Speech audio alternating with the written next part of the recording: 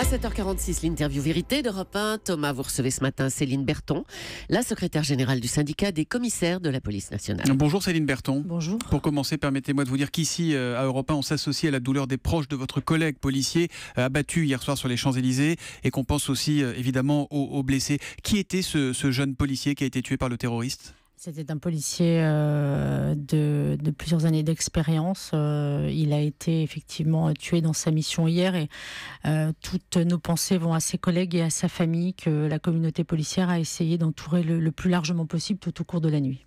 Est-ce que vous avez des nouvelles par ailleurs des deux autres de vos collègues qui ont été blessés hier ? Oui, nous avons été extrêmement préoccupés hier soir, craignant même d'ailleurs le décès de l'un d'entre eux.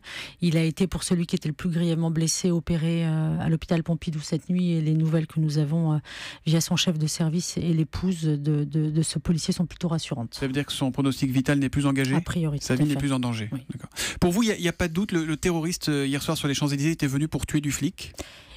Il est difficile de penser autre chose quand on observe le déroulement des faits, la détermination dont il a fait montre et la faible hésitation qu'il a manifestée au moment de choisir sa cible.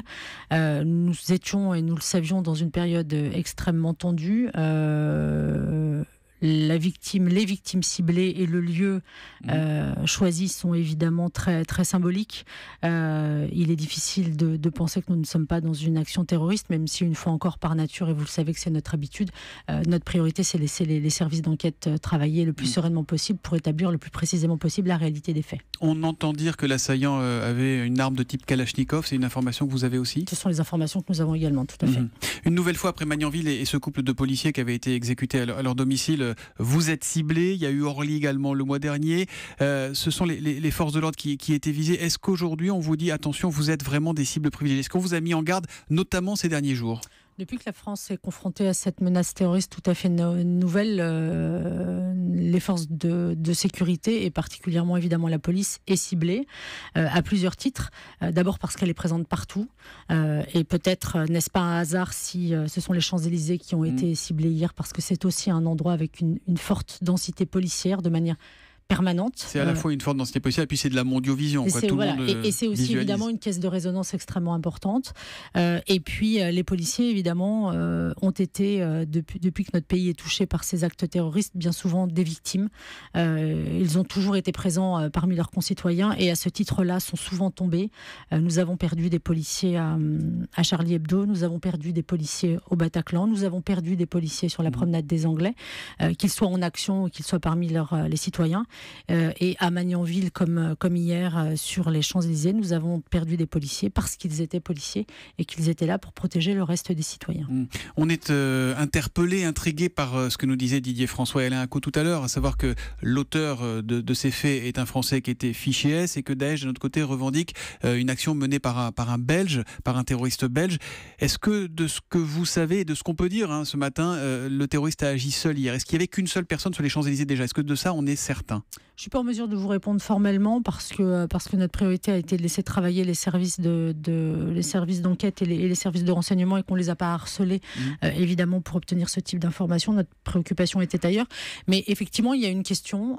Est-ce qu'on est sur une logique de confusion ? Est-ce qu'on est sur un individu qui a agi alors même que Daesh s'attendait à avoir un autre agir ? Tout ça devra être déterminé. Tout ça, je pense, sera déterminé avec précision par l'enquête en cours. Mais vous, les policiers, on vous avait dit hier ou les jours précédents qu'il y avait un risque sur un ressortissant belge qui avait donc acheté visiblement un billet de Thalys pour venir de Bruxelles à Paris. Ça, vous avez été alerté là-dessus ou pas du tout ? Je ne peux pas vous donner des éléments de cette précision-là. Une chose est certaine, c'est qu'on avait bien évidemment des inquiétudes tout à fait sérieuses sur le contexte électoral et que plus nous approchions de l'échéance donc de dimanche, plus évidemment la menace devenait conséquente, tout comme d'ailleurs la journée de dimanche constitue pour nous aussi une journée de tous les dangers.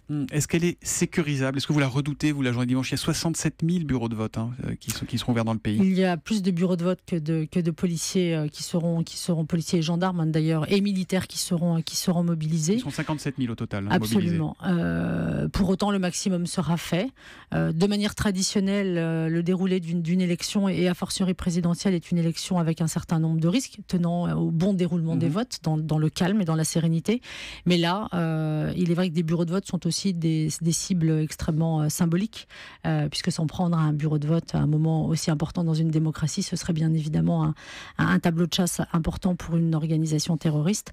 La mobilisation sera complète, c'est une certitude, avec d'autant plus de vigilance que nous ne l'aurions fait hier encore. Et c'est aussi à chacun d'entre nous, évidemment, d'être vigilant quand nous irons voter dimanche. Je voudrais revenir sur le terroriste d'hier sur les Champs-Élysées. On sait donc désormais qu'il était fiché S, on dit qu'il était visé par une enquête antiterroriste. Visiblement, on savait qu'il voulait s'en prendre à la police.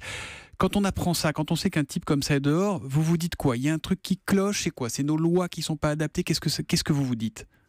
Alors évidemment, et vous le savez également, nous ne sommes pas là dans une logique de polémique, mais nous sommes dans une logique de questions pour y apporter les bonnes réponses. Fiché S, on en est certain ou pas? Est-ce que vous en êtes certaine? Non. Non. Pas encore, d'accord. Je ne crois pas qu'il ait été fiché S. D'accord, donc il faut faire attention à ce qui se raconte depuis hier soir. Un individu peut être connu des services de police ou de renseignement sans nécessairement être fiché S. D'accord. Voilà, un petit peu de prudence par rapport à tout ça. Ce qui est établi, c'est que cet individu était bien évidemment déjà connu des services de police, notamment parce qu'il avait fait l'objet de condamnations pour des faits graves.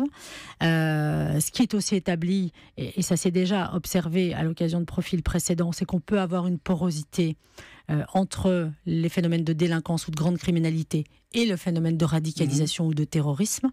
Les questions qui se posent pour nous, c'est bien évidemment l'adaptation de notre posture. On s'est considérablement transformé, on a considérablement transformé la police française pour s'adapter à l'état de la situation. On doit poursuivre cet effort, et cet effort, il passe aussi par l'obligation que nous avons tous d'entraver autant que possible les individus qui peuvent être dangereux. Et c'est vrai qu'on n'a plus le droit de faire preuve de la même légèreté ou de la même confiance en l'être humain quand on a des individus dont on sait que leurs chances de rédemption sont relativement faibles. Donc c'est ça que ça pose aujourd'hui comme question. C'est ça que ça va probablement susciter comme réaction dans le rang des policiers, dans le cœur de tous les policiers. Ça justifiera peut-être un petit peu de colère, mais on doit l'aborder avec gravité et sérénité parce que l'objectif, c'est de faire face et de faire mieux. Merci beaucoup Céline Berton d'être venue ce matin en direct sur Europe 1. Encore une fois, nos pensées vont aux victimes d'hier et en particulier à l'ensemble des forces de l'ordre qui, on l'a vu, veillent sur notre sécurité au péril de leur vie. Et on est quand même soulagé d'apprendre que le policier le plus durement blessé hier n'a plus sa vie en danger, alors qu'il est, même s'il a été grièvement touché. Merci, bonne journée à vous.